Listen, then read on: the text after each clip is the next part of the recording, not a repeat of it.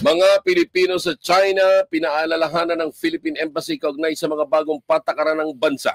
Maabante sa balita si Abante reporter Ryan Reloban. Abante Radyo Live Report.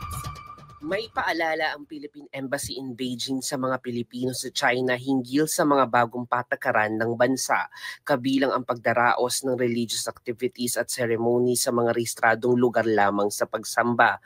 Mahigpit din na ipinagbabawal ng Chinese government ang mga dayuhan na manghimasok sa Chinese religious group, religious school at religious activity site. Bawal din ang pagtatayo ng religious activity sites, religious school at ang pagpromote at pagpupondo ng religious extremism.